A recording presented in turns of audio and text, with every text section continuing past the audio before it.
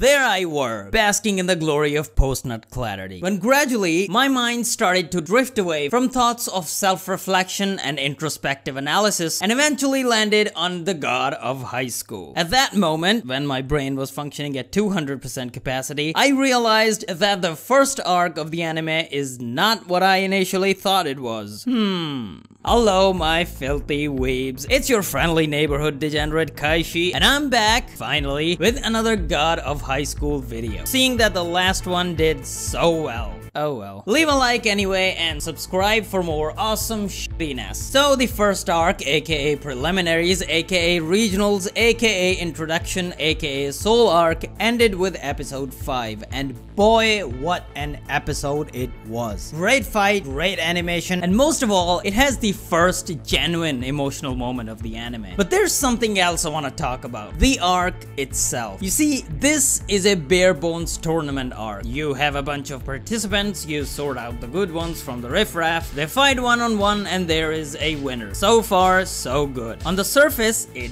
does appear to be a tournament arc, but that is not the main focus of the narrative here. You see, if it were a tournament arc, Jin might have been the only one to move on to the nationals. But all three of our protagonists do, as was supposed to be. This is the reason the arc played out the way it did. The purpose was not to show who was the strongest among the competitors, but to establish an emotional connection of our main characters with each other and with us, the viewers. That is why it's more of a friendship arc than a tournament arc, you know what I'm saying? Well, allow me to explain in further detail. It all starts in episode 1, when all three of our MCs meet for the first time. They're brought together by a singular purpose, helping an old lady. Despite being vastly different from one another, all three of them jump in on the good deed, just for the sake of doing the good deed, without a second thought. This establishes an immediate connection among the three, and they become friends on the very first day. Their friendship is further developed in episode 2 when Jin knocks Mira's sword out of her hand and into the water below. She gets very upset, to say the least. Jin, however, realizes his mistake and stays back to help her find it. That is when she opens up to him. Nothing like a heart-to-heart between two good friends in the middle of the night in cold water. No wonder they got the thing. That's when Han also comes back with the floodlights. Ah, the fluffiness. My poor heart can only take so much. After that, the next big nakama moment comes in episode 4 when Mira, a high school girl, is getting married to a rich businessman to save her dojo, a guy she met the day before, and he proposed her like 5 seconds after meeting her. It's weird, stupid, and cringy on so many different levels that I'm not even gonna touch that with a 10-foot pole. I mean, there is a reason why this is the worst episode yet. Long story short, both Han and Jin come to save her in the nick of time and slap some sense back into her. I mean, yeah, they don't exactly slap her, but man, I would have loved to see that. I mean, come on, she deserves one at this point.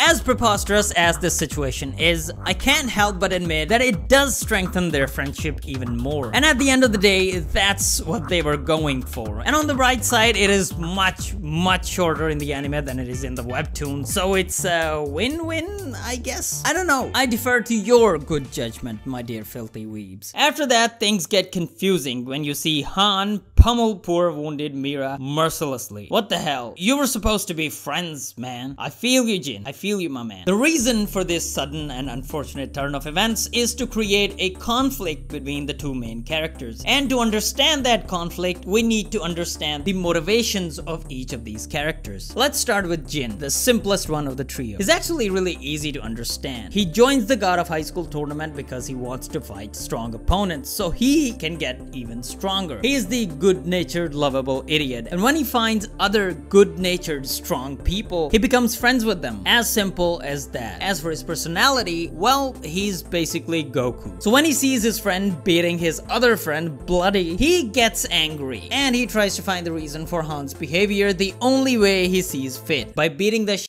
out of him. Mira is the neutral one. She's not the most level-headed of the three. I mean, of course, that would be Han when he's not under immense amount of duress. Let's just say she takes it better than this guy. She reacts to Han's outrage very differently. She immediately understands that there must be see some valid reason for the sudden change in his behavior. So she doesn't get angry at all. And she doesn't do anything. Like Jin, she also wants to find out the reason why her friend suddenly started acting the way he did. But rather than act on impulse and confront Han, she decides to put her faith in her friend. A friend who came to help her when she needed it the most, even when she blatantly refused to take his help. She even tries to reason with Jin, but his monkey brain is not good enough to comprehend such complex things. And finally, Han, who is most definitely my favorite character in the anime. He's the most human, has actual depth to his character, and a very real and understandable reason to enter the tournament. He's the only one fighting for a selfless reason. You see, his friend is sick,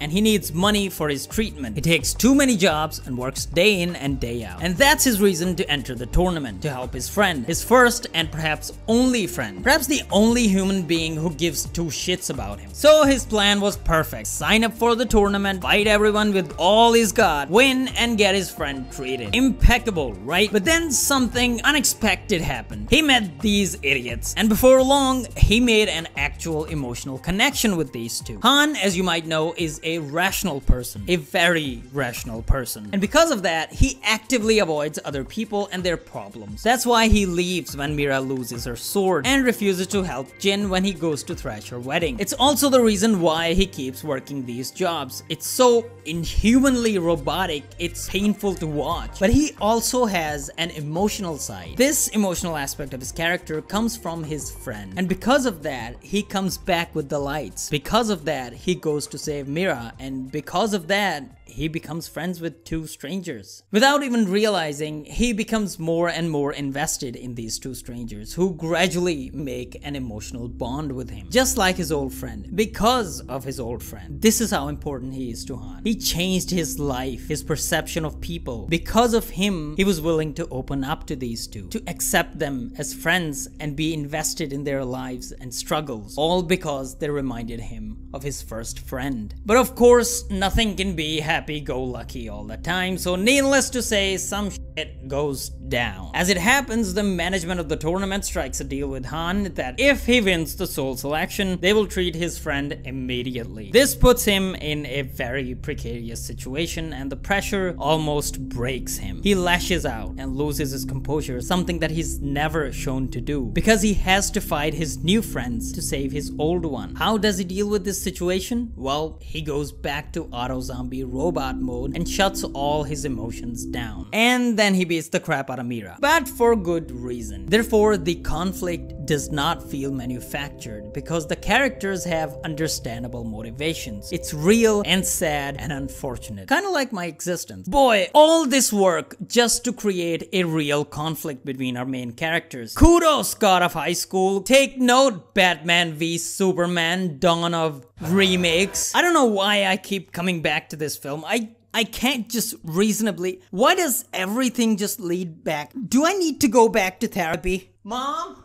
Do I need to go back to therapy? Oh my god!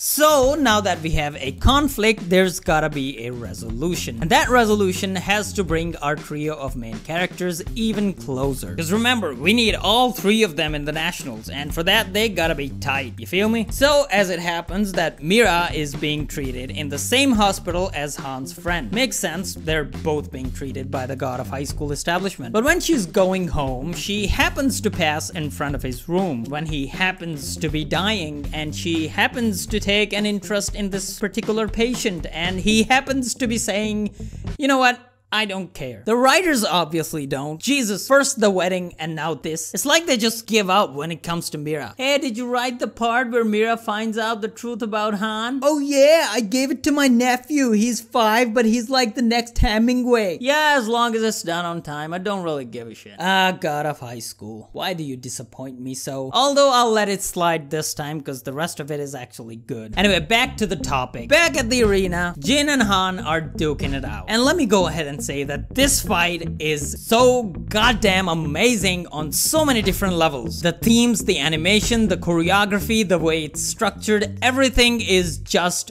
perfect. I might talk about this fight in detail in the future. Emphasis on might, because I'm not making any promises. Anyway, the fight is clearly separated into two parts. In the first part, they're both just trying to pummel each other. No holds barred. If a fight is akin to a dialogue, then they're both just shouting at each other. Just then, this a-hole thinks that it would be a great time to tell Han that his friend just died in the middle of a fight. Brilliant. Employee of the month, ladies and gentlemen. Needless to say, it has a devastating effect on Han. He stops fighting. He loses all will to live. After all, his friend was the reason behind all of his life's decisions for many years, and now that reason was no more. All that struggle was suddenly for nothing, and this breaks him utterly and completely.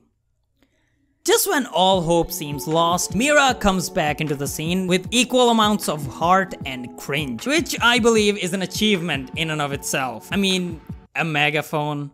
Really? Anyway, you did good, kid. Give him the letter and get out. Go find better writers or something. In the letter, Han's friend tells him that he had no regrets in life and that he was happy until the end because he had a good friend. He tells him to live his life the way he wants and find friends that he can trust. This calms him down enough to think reasonably. He finally comes to terms with the reality and honors his friend's request. He turns and faces Jin, not as an opponent to beat or an obstacle to overcome, but as a friend. An equal and a rival. This leads us to the second part of the fight, which is one of the most beautiful things to come out of anime in recent memory. And I don't mean that for the visuals alone. This fight is the catharsis for all the build-up since episode 1. Studio Mappa truly outdid themselves with this one. No matter what anyone says, these first episodes have been about Han. This is his arc. He has the most character development out of all three. He grows not only as a fighter, but as a person. And I truly believe that this arc is definitely not about the soul selection tournament or to get all three of our main characters into the nationals. We can do that with a rule change, nobody cares. Like I said, the main focus of this arc was to establish an emotional connection between the characters. And moving on, we would see that connection play out in various different scenarios. But one thing is for certain, God of Highschool has a lot more narrative depth and character development than I initially thought it had. In my first impressions video, I called it a mindless action romp, but boy was I wrong, and boy am I glad that I was. Also, fun fact, I said the word friend in this video more times than the number of friends I've had in real life. On second thought, I believe the title alone covers that. What do you guys think? Am I right or am I right? Let me know in the comments below. Also leave a like if you enjoyed the video. Hit subscribe and share it with your friends. See what they make of it. Always stay the filthy weeb that you are, and I'll see you all in the next one.